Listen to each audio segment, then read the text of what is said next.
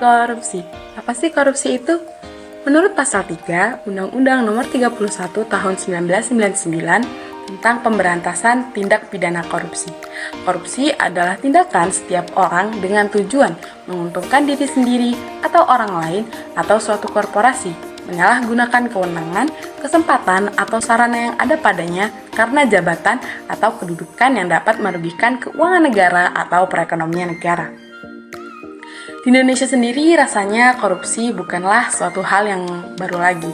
Hal ini bisa dibuktikan dari catatan sejarah yang ditulis oleh Perancis bahwa pada masa penjajahan dulu, saat pengerjaan Jalan Anyar Panarukan, Dendles sebagai pemimpin VOC sebenarnya sudah memberikan sejumlah uang sebagai upah kepada para pekerja. Sayangnya upah tersebut malah nggak sampai ke tangan rakyat dan nyantol di kantong bupati pada masa itu. Sayangnya hal ini malah awet bahkan hingga zaman kini. Uang APBN, APBD yang harusnya bisa dinikmati rakyat malah terpangkas gara-gara tangan geratil para petinggi negara. Miris bukan? Seakan-akan praktik tindak pidana korupsi sudah menjadi budaya di negeri ini. Tapi sebenarnya kenapa sih korupsi itu bisa terjadi? Menurut teori yang dikemukakan oleh Jack Boulogne, faktor korupsi itu ada 4. Yaitu disebut dengan GON. G untuk greed, keserakahan. O, opportunity, kesempatan. Need, kebutuhan. Dan expose, pengungkapan. Ada banyak banget sebenarnya kerugian yang bakal dirasain oleh masyarakat dan oleh negara itu sendiri. Tingginya angka kriminalitas, rakyat yang sulit memenuhi kebutuhan hidup karena harga bahan pokok yang tinggi, terus itu mahalnya biaya berobat kesehatan, tumbuhan ekonomi yang terhambat karena dana yang dialokasikan tidak optimal, atau bisa juga nih nyebabin investor yang akhirnya malas tanam saham di Indonesia gara-gara uangnya takut dibawa kabur koruptor.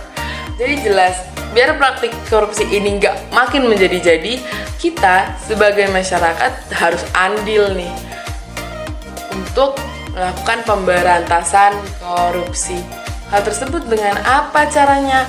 Membudayakan sikap anti korupsi. KPK menyebutkan 9 nilai integritas yang harus tertanam pada pribadi seseorang agar dia terhindar dari praktik korupsi. Yang pertama, kita harus jujur.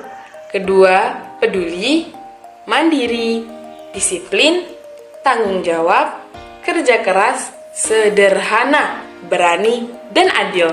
Upaya yang dapat kita lakukan sebagai bagian dari masyarakat yaitu dengan cara melaporkan jika terlihat adanya tindakan-tindakan mencurigakan yang mengarah pada praktik korupsi. Bisa juga menjadi kontrol sosial yang mana melakukan pengawasan terhadap kinerja pemerintah dan peraturan yang dibuat oleh para petinggi negara.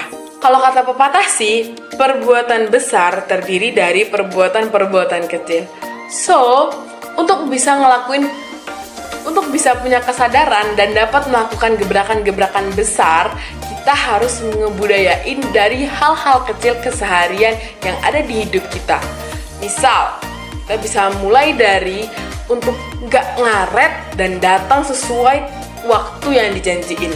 Utamanya waktu kita masuk kelas nih, jangan sampai telat. Biasain untuk berkata jujur, sesimpel kamu minjem tip temenmu yang ada di atas meja.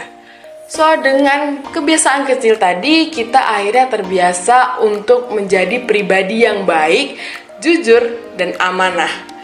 Dan akhirnya, dengan begitu, terbentuklah budaya yang sehat yang ada di lingkungan kita. So, semoga dengan hal-hal tadi, akhirnya tujuan kita untuk menghilangkan korupsi dari Indonesia bisa tercapai di kemudian hari. Sekian penjelasan untuk hari ini. Terima kasih semuanya.